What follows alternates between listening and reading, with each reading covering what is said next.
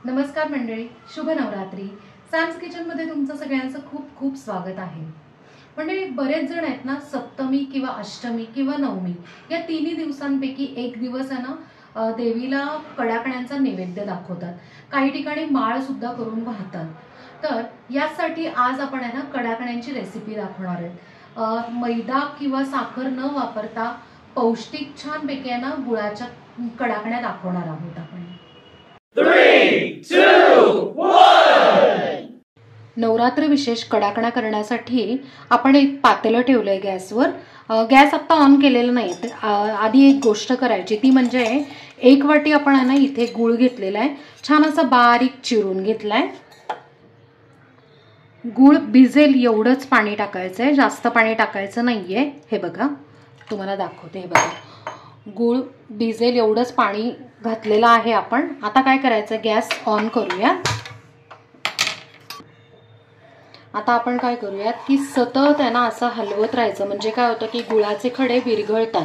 आता इथे खूप महत्त्वाची गोष्ट आहे, आपण गूळ फक्त आहे ना विरघळून घेणार आहोत, पाक करायचा नाहीये.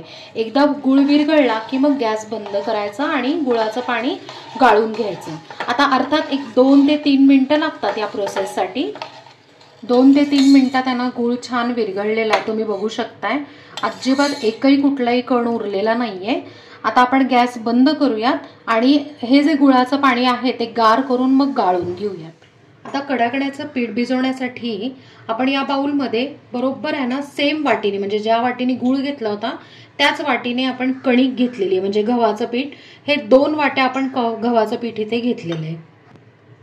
त्यात अर्धी वाटी डाळीचं पीठ म्हणजेच बेसन, 2 चमचे बारीक रवा, पाव चमचा वेलची पूड. आता इथे मी आहे ना तडका पॅन किंवा छोट्या कढईमध्ये आहे ना एवढे 3 चमचे, म्हणजे पोह्याचे 3 चमचे आहे ना तेल कडकडीत गरम करून घेतलंय, मोहन म्हणून. आता याच्यावर घालून घेऊया. सुरुवातीला आपण काय करायचंय की चमच्याने आहे ना हे मिक्स करायचंय. अजिबात आहे ना पटकीने हात घालायला जायचं नाही, कारण तेल अगदी कडकडीत गरम असतं यासाठी. आता काय करूयात, हे सुकजिन्नस असं छान पैकी आहे ना आपण मिक्स करून घेतलेलं आहे. अगदी 2 मिनिटं थांबूयात, म्हणजे मग यातलं तेल जे आहे ते कोमट होईल. हे थोडं कोमट झालंय. आता याच्यात ना चवीप्रमाणे मीठ घालूया. आणि आता आपण आहे ना हे जे कोरडं जिन्नस आहे, सुकं जिन्नस आहे, ते हाताने मिक्स करूयात. ही ना स्टेप जी आहे ती खूप महत्त्वाची आहे. कडाकण्या छानपैकी ना खुसखुशीत होतात आणि कणकेच्या प्रत्येक कणाला आपलं जे मोहन आहे तेलाचं ते त्याला लागतं म्हणून. आता हे मिक्स करून झालं की गुळाचं जे पाणी आहे ते छान आहे ना गार झालंय. ते थोडं थोडं वापरून आपण छानपैकी ना घट्ट कणिक मळून घेऊयात. जशी आपण पोळ्यांची कणिक मळतो ना मीडियम, तशी त्या पद्धतीची आपण छानपैकी ना घट्टसर कणिक मळून घेतलेली आहे. आपण गुळाचं पाणी सगळं वापरलं, त्यामुळे आपल्याला ना 2 वाट्या आधी आपण कणिक घातली होती, त्यात अजून 3 ते 4 चमचे आपण ऍड करून घ्यावं लागलं होतं. आता थोडंसं आपण तेल घालून घेऊ आणि परत एकदा मळून घेऊ, म्हणजे तेल सगळीकडे छान ग्रीज होईल. मळून झाल्यावर एक 15 ते 20 मिनिटं आपण झाकण ठेवून घेऊयात, म्हणजे छान कणिक मुरेल. 15 ते 20 मिनिटं झालेली आहेत आणि कणिक आपली खूप छान भिजलेली आहे. आता काय करायचंय, परत एकदा छानपैकी ना मळून घेऊयात, म्हणजे कणिक छान मऊ होते आणि आपण पुऱ्या म्हणजे लाटू शकतो. कणिक आपण मळून घेतलेली आणि छान मऊ झाली आहे. आपण नेहमी ना पुऱ्यांसाठी जेवढं पीठ घेतो ना त्याच्यापेक्षा कमी घ्यायचं, कारण आपल्याला ज्या ज्या कडाकण्या आहेत तर त्या अगदी पातळ लाटायच्यात. यासाठी अगदी छोटीशी गोळी घ्यायची, म्हणजे छान छोटा आकार येईल पुरी एवढा आणि पातळ होतील यासाठी. आता आपण असे गोळे ना करून घेऊया, म्हणजे पटापट आपण कडाकण्या लाटू शकतो. आता एक गोळा इकडे ठेवून आपण कडाकणी छान लाटून घेऊया. लाटताना अजिबात आहे ना पीठ वापरायचं नाही, तुम्हाला लागलं तर अगदी 1 बोट तेल वापरायचं. आता छान पातळसर आपण लाटून घेऊया. कडाकणी आपण छान पातळ लाटून घेतलेली आहे. आता काय करायचं की जर तुम्हाला कडाकण्यांची माळ करायची असेल तर टूथपिकची ही जाड बाजू जी आहे ती घ्यायची आणि बरोबर एका या साईडला आहे ना छान असं होल करून घ्यायचं. थोडंसं किंचित मोठं करायचं, म्हणजे काय होतं माहिती का, तळून झालं की आपण आहे ना त्याची छान माळ करू शकतो. बघा हे असं होल आहे ना या साईडला करून घेतलंय. फारही कडेला करायचं नाही, नाहीतर काय होतं की माळ करताना तुटतं यासाठी.